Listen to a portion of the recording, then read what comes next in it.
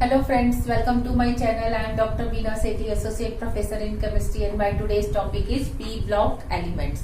P block elements में today we are going to start group 16.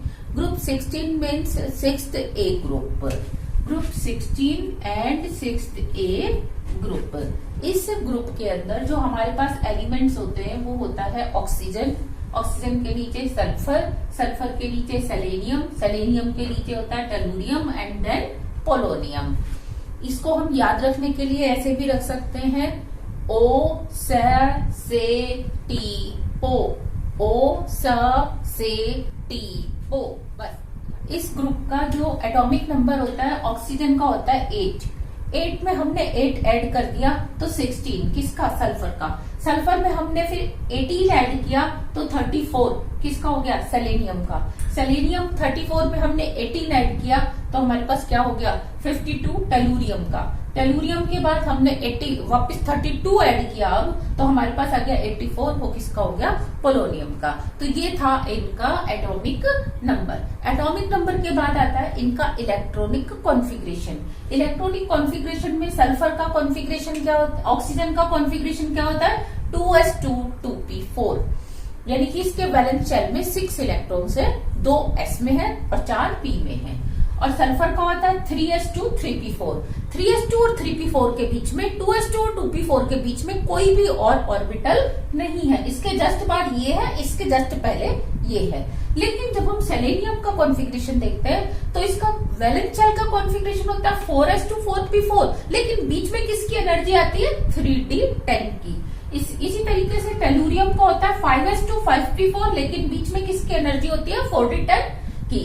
Next इसकी polonium में 6s2 6p4, लेकिन बीच में 2 ऑर्बिटल्स और होते हैं जिनकी एनर्जी इन दोनों के बीच में होती है, एक है 4f14, दूसरा है 5d10। इसी के हिसाब से इनकी जो ऑक्सीडेशन स्टेट्स हैं वो क्या होती है, वेरी करती हैं। ऑक्सीजन में आप ध्यान दो, अगर इसको 2 इलेक्ट्रॉन और मिल जाए तो ये 2p6 हो जाएगा, यानी कि फुलफिल्ड ऑक्टेट हो जाएगा।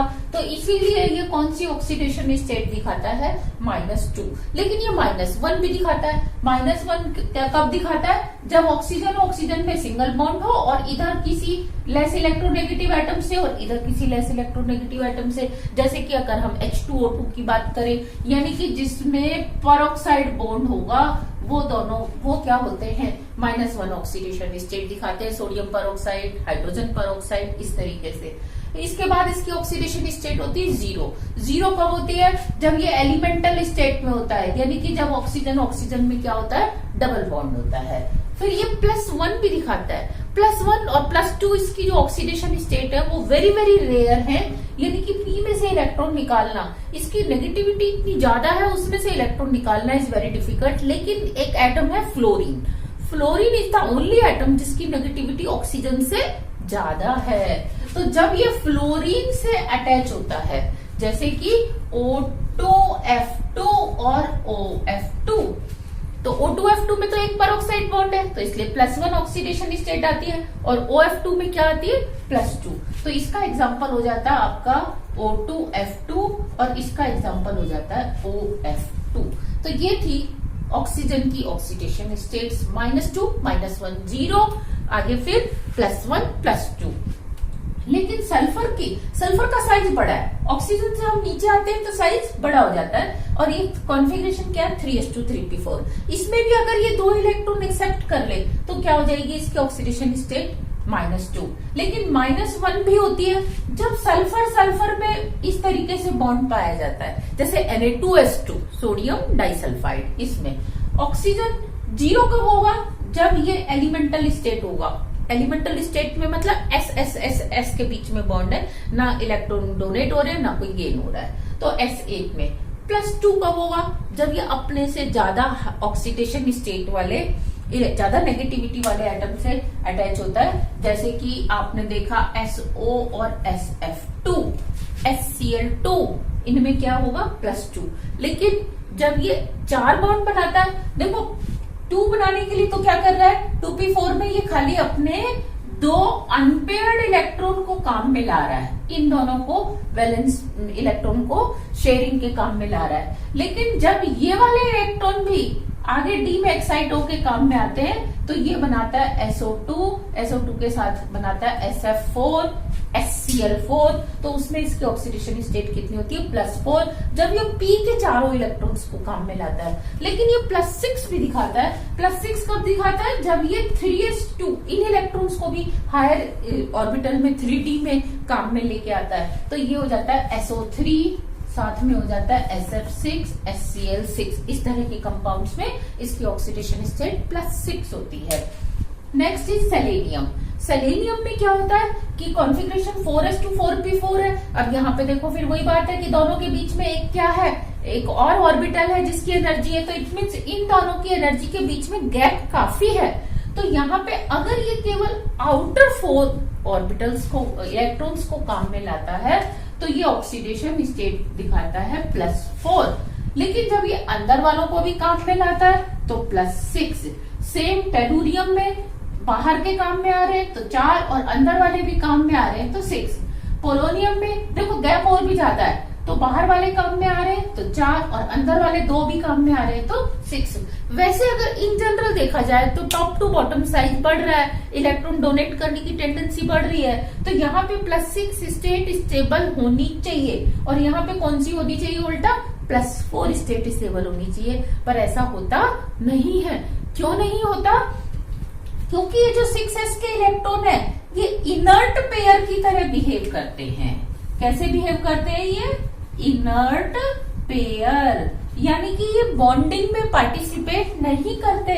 यहां से यहां तक का गैप ज्यादा होने के कारण they do not get involve in covalent bonding, तो इसीलिए इसकी +4 स्टेट ज्यादा स्टेबल होती है ना कि हायर वाली। जबकि इधर +6 स्टेट क्या होती है, ज्यादा स्टेबल होती है। हम एक्सपेक्ट किसको कर रहे थे, +4 को, तो आपने देखा +6 की stability top to down decrease हो रही है, +4 की स्टेबिलिटी टॉप टू डाउन क्या हो रही है, इंक्रीज हो रही है। तो ये जो बीच वाले दोनों हैं, दोनों स्टेट्स हैं, कौन सी, टेलुरियम की +4 और +6, ये दोनों क्या है, इंटरमीडिएट स्टेबल होती हैं, यानी कि इससे ज्यादा और इससे कम। ये वाली इससे कम, मतलब सेलेनियम से और पोलोनियम से क्या होती है, ये ज्यादा स्टेबल स्टेट होती है। तो ये थी इनकी ऑक्सीडेशन स्टेट्स। लेकिन साथ में ये -2 भी दिखाते हैं जो कि बहुत ही कम स्टेबल होती है, क्योंकि इतना बड़ा साइज एटम्स का और फिर 2 इलेक्ट्रॉन लेना, उनको होल्ड करके रखना, ये काफी डिफिकल्ट होता है। लेकिन कुछ कंपाउंड्स में जहां की इलेक्ट्रोपॉजिटिव एटम इनके साथ जुड़ जाता है तो ये कोवेलेंट बॉन्ड बना के -2 स्टेट भी रिप्रेजेंट करते हैं। इसके बाद आती है इसकी एलोट्रोपिक फॉर्म्स। एलोट्रोपिक फॉर्म्स क्या होती है कि ये सारे ही एलिमेंट्स एक से ज्यादा एलोट्रोपिक फॉर्म्स में मिलते हैं। पहली बात कि ये एक ऐसा ग्रुप है जिसमें सारे एलिमेंट्स ही एलोट्रोपिक फॉर्म दिखाते हैं। साथ में जब हम टॉप टू बॉटम आते हैं, साइज इंक्रीज होता है, तो बताओ क्या होगा, साइज इंक्रीज होने से मेटेलिक कैरेक्टर इंक्रीज होते हैं। ये एक हर ग्रुप की जनरल टेंडेंसी है, क्योंकि top to bottom size increase हो रहा है तो इलेक्ट्रॉन देने की टेंडेंसी इंक्रीज होती है, तो मेटेलिक कैरेक्टर इंक्रीज होते हैं। तो हम क्या देखते हैं कि ये जो ऑक्सीजन और सल्फर है ये दोनों नॉन मेटल है, क्योंकि जो बोरोन के नीचे से ऐसे स्टेयर के शेप में लाइन जाती है वो सेलेनियम के नीचे से निकलती है, तो इसलिए सेलेनियम और टेलुरियम दोनों कैसे होते हैं, मेटेलॉइड होते हैं। तो यानी कि इनमें लगभग 50% metallic 50% non metallic. 50 doesn't mean कि शार्प 50 मीन्स थोड़े से कम थोड़े से ज्यादा कुछ भी हो सकते हैं। और पोलोनियम में क्योंकि ऊपर से नीचे आ रहे हैं, मेटेलिक कैरेक्टर इंक्रीज हो रहे हैं, तो फिर तो पोलोनियम क्या होता है, मेटेलिक कैरेक्टर बहुत ज्यादा रखता है इन सब के कंपैरिजन में। ये इनके मेटेलिक कैरेक्टर्स हो गए। जो एलोट्रोपिक फॉर्म्स है उसमें देखो ऑक्सीजन की 2 एलोट्रोपिक फॉर्म्स होती है। एक तो ऑक्सीजन जिसमें O2 O double bond O होता है, और एक ओजोन O3 O इस तरीके से बॉन्ड होता है, ये ओजोन होता है। सल्फर की जो एलोट्रोपिक फॉर्म्स है उसमें सल्फर S8 फॉर्म में मिलता है। कौन सी, रोम्बिक एंड मोनोक्लिनिक में। इसका स्ट्रक्चर ऐसा होता है, इसको आप क्राउन की तरह भी कह सकते हो या W शेप भी कह सकते हो। ये देखो, 1 सल्फर 2 सल्फर 3 4 5, तो आपने एक W बना दिया, फिर ये दूसरा W बना दिया और इनको आपस में जोड़ दिया तो क्या बन गया, ये एक तरह से क्राउन शेप बन जाता है। S8 मॉलिक्यूल बनता है। इसकी जो रोम्बिक फॉर्म होती है इसको हम कहते हैं अल्फा फॉर्म। जबकि जो मोनोक्लिनिक फॉर्म होती है उसको हम कहते हैं बीटा फॉर्म। प्लास्टिक फॉर्म पे क्या होता है कि हम इस सल्फर को गर्म करके मेल्ट करके हम पानी में पोर कर दें तो इसका ये जो S8 की जो रिंग थी ये रिंग ब्रेक हो जाती है और इस तरीके से क्या होता है बहुत ओपन चेन टाइप की इरेगुलर जिग जैग चेन वाला कंपाउंड बन जाता है मॉलिक्यूल। उसको हम प्लास्टिक सल्फर भी कहते हैं और इसको गामा सल्फर भी बोलते हैं। Next is collider. कोलाइडर में क्या होता है इसके पार्टिकल इतने छोटे छोटे होते हैं, मॉलिक्यूल्स आपस में क्लस्टर इतने छोटे छोटे हो जाते हैं कि वो ना तो पूरे पानी में डिजोल्व होते हैं ना ही पूरे प्रेसिपिटेट आउट होते हैं, तो वो कोलाइडल फॉर्म होती है जिसको हम डेल्टा फॉर्म कहते हैं। तो सल्फर इन 4 फॉर्म्स में मिलता है, जबकि सल्फर के नीचे सेलेनियम की 2 फॉर्म होती है एलोट्रोपिक फॉर्म, एक तो रेड और एक ग्रे।